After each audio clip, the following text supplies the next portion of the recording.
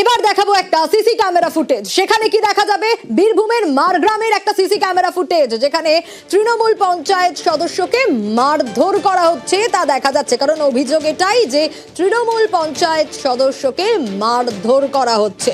কাঠগড়ায় তাহলে কে, কারাই কাজ করছে? কাঠগড়ায় সিপিআইএম। আর সোশ্যাল মিডিয়ায় ইতিমধ্যেই ভাইরাল এই মারধরের ছবি। আরো ডিটেইলে বিষয়ে অক্ষয় জানাতে পারবে। অক্ষয়, যে ছবিটা আমরা দেখছি তাতে তর্কাতর্কি হচ্ছে এবং মারধরের অভিযোগ উঠে আসছে, ঠিক কি ঘটেছে বলে জানতে পারছো? দেখো, তোমাকে জানিয়ে রাখি, রামপুরহাট 2 নম্বর ব্লকের যে কালুয়া গ্রাম পঞ্চায়েত, সেই কালুয়া গ্রাম পঞ্চায়েতের তৃণমূলের পঞ্চায়েত সদস্য আক্রাজ জওয়ান, তার যেটা অভিযোগ যে সিপিএম নেতা কামাল হাসান তাকে কিন্তু মারধর করেছে গত 6 ফেব্রুয়ারি।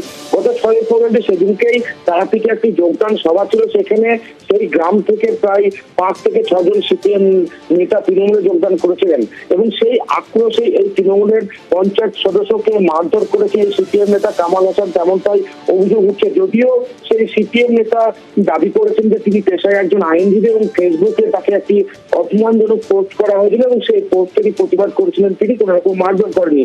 তবে কিন্তু তৃণমূলের তরফ থেকে মারগ্রাম থানায় অভিযোগ দায়ের করা হয়েছে। ইতিমধ্যেই সেই সিপিএম নেতা সহ আরো 3 জনের নামে অভিযোগ দায়ের হয়েছে এবং এই ঘটনার তদন্ত শুরু করেছে মারগ্রাম থানার পুলিশ।